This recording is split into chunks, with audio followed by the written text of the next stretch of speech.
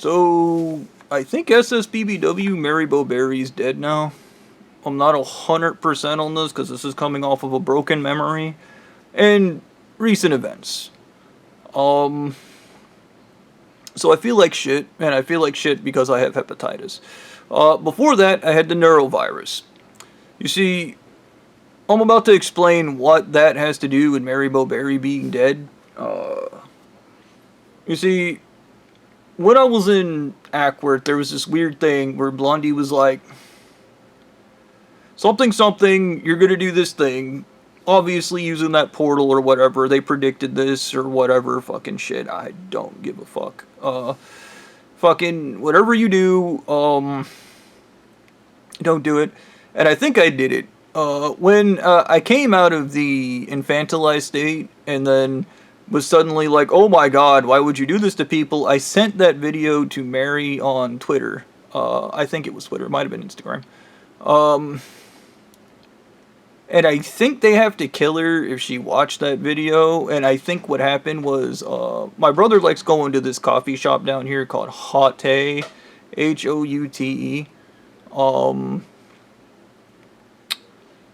And at Hotte, there was a woman there that looked like Mary, except she was blonde and she was wearing a green dress, which is something Mary would probably never do. So I just assumed that she was kind of a plant from the church. Also, I have partial facial blindness from heavy metal poisoning, so keep that in mind. I thought she was some kind of plant from the church. Also, I would never ask a woman out because these people murder any woman I ask out. Whoop-de-fucking-do. So why the fuck would you send Mary down here to do something like this? I think the idea is I was supposed to ask her out. Or some shit like that. Which probably was not gonna happen because they murder any woman I like. So, there you go with that. I'm reminded of the Belly Girl in the last word, kind of somehow the last word she said, which is, I always knew they were going to kill me. So, and I think Mary was in the same situation. Anyways, I sat down with my brother, we were drinking our coffees, and then we left. Now, in order to frame you for a murder, which is probably what they're gonna try to do, and I don't know if they figured out a solution to this problem, but they're kind of really stupid, so they probably haven't, and I'm not even gonna explain what the problem is, because they should probably remember from Ackworth.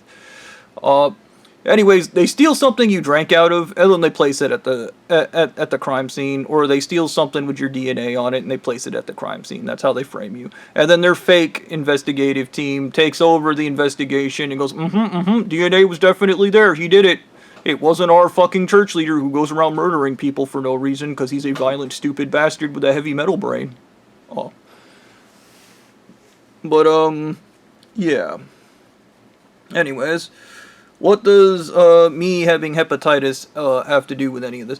Well, I think because my brother got really upset and he was asking me why I didn't keep getting chelation when I was getting chelation. And I told him they ran out of DMPS, they only had EDTA. And then he was like, well, then just take the EDTA. And I told him, I was like, had I taken just the EDTA, it would have finished destroying my brain. And there would have been nothing there to work with. And he froze, and he stared at me, and he was like, well, if you, I don't know why he was upset about me not getting the DMPS, but I think it's related to Mary Boberry getting killed. They do arbitrary, stupid shit like this, where they try to predict likely outcomes, and if they're wrong, they act out violently, which I think is part of the reason Mary's dead, is they probably thought I was just going to go get the EDTA done, which would have been stupid because my brain's been being destroyed this entire time. I'm not going to finish the job. Okay. Then two, I didn't remember any of this. I literally just thought that was some lady that looked like Mary because I don't have facial recognition. So yeah. It does make sense they would do something like this, but the hepatitis and neurovirus. So my theory is I went to this place here that sells ribs, and I think they poisoned my food with shit, probably Mary Boberry shit, to give me hepatitis. And they poisoned me with the neurovirus to weaken my immune system so that they could give me hepatitis. That is my theory about this entire situation. So, in a nutshell, the Mary Boberry, Ssbbw Mary Boberry, is probably dead. Or she's being forced to marry Danielle Mullins or McGinnis or whatever the fuck his name is. I don't know. Because I literally don't know. And I have hepatitis. I don't know which hepatitis it is. I think it's hepatitis B, because I remember this weird conversation with Mary Boberry, where she was like, B is for Mary, or is for Boberry, and I was like, B is for Bobby, and then, Anal Eating Mummy God was like, B is for hepatitis B, so it's probably the worst form of hepatitis, I think.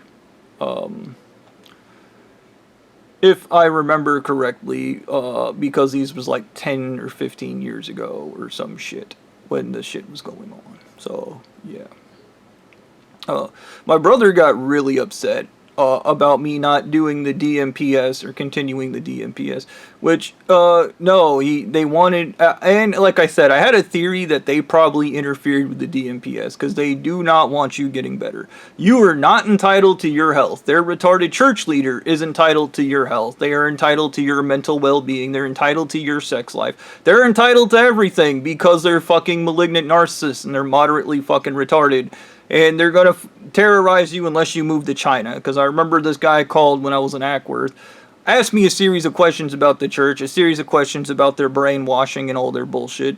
And after a good minute of talking to this guy, I revealed nothing because I knew nothing. He told me to come to China. And they would be happy to get me my memories back. Which tells you that something that's going on in China, they know something about getting your memories back. So, there's that. Oh no, communism. And also, this church is banned from China. So, there's that. And, I mean, according to the Middle Eastern dudes and a bunch of other people, every cult in the world is created from this one cult. Like, they are the malignant narcissist factory, and I remember that call now also, because that guy went on an entire rant talking about how they linked the guy that started a cult in their country that killed like 150 people to them, and they went crazy that they got linked to it, and it wasn't like, he was like, we weren't even blaming them, we just started questioning them, and then we immediately started getting hit with lawsuits.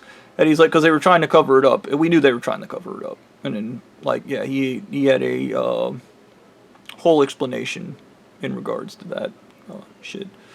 So there's that. I mean, I know China has seen my YouTube page, because there used to be a Chinese dude on my page that would, like, he used to watch my page, so he's probably learned everything you could possibly want to know about these people and their bullshit.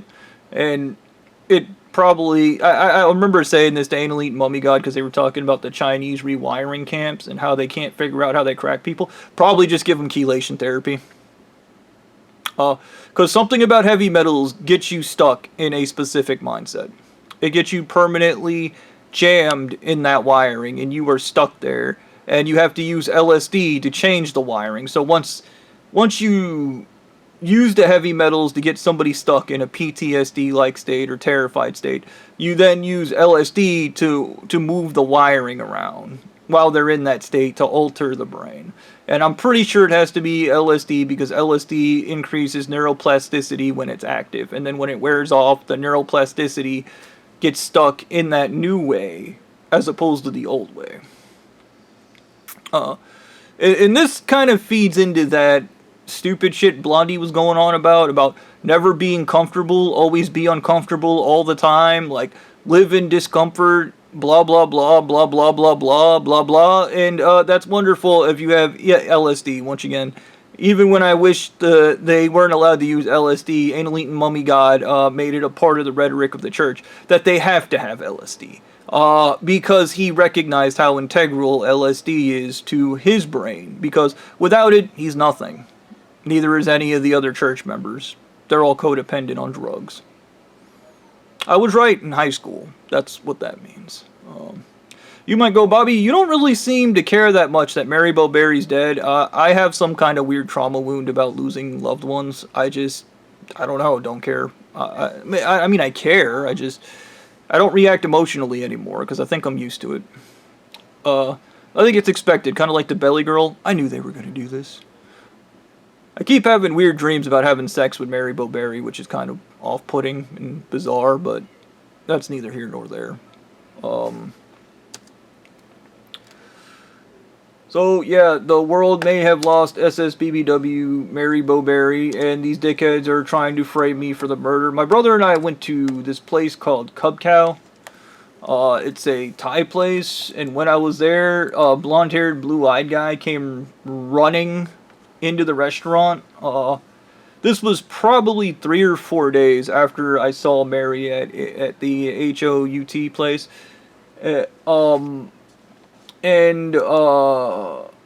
He came rushing in. He looked distinctly a lot like Danielle McGinnis, honestly, but it might not have been him because they have other blue-eyed guys. That guy, I think, was running in because he realized that they probably stole my cup from fucking Hottie's trash. Because that's what Stu did in Ackworth. He stole a cup and tried to place it at the fucking crime scene and it didn't fucking work. And then they probably stole that cup and quickly found out that that's not going to work. And then he probably came to Cub Cow to steal whatever the fuck I was drinking out. It would be weird if they stole a Cub Cow cup because they're glass cups and they stay at the restaurant. You're not supposed to steal those. But these guys are assholes. They might do it anyways. You never know. They're fucking stupid like that. So it wouldn't surprise me if they stole a Cub Cow cup and that's going to appear at the next crime scene where they're going to frame me. Or try to frame me. And I'm going to say try to frame me because I don't think they ever figured out a proper way to overcome the issue that I have. Because even Anal Eating Mummy God said you're a real motherfucker to deal with because you're a rare person because you have this disorder. And you don't even know you have this disorder. And it makes forensics evidence a fucking nightmare to deal with because you have this disorder. Or whatever the fuck. I don't really give a shit. Fucking, churches frame people for murder. That's what you need to know. So if you ever know somebody that's in prison, just because they're in prison, it doesn't mean they're guilty. And if they ever tell you that there was a large cabal of dickheads that did it, it was a large cabal of dickheads that did it. You should not ever let a church set up in your community and expect justice from them. It's not about justice, it's about fascism and overwhelming force and lying about everything. And then pretending that you're not a liar. On a closing note, I finally figured out the integrity part of this shit. Where does integrity fit in?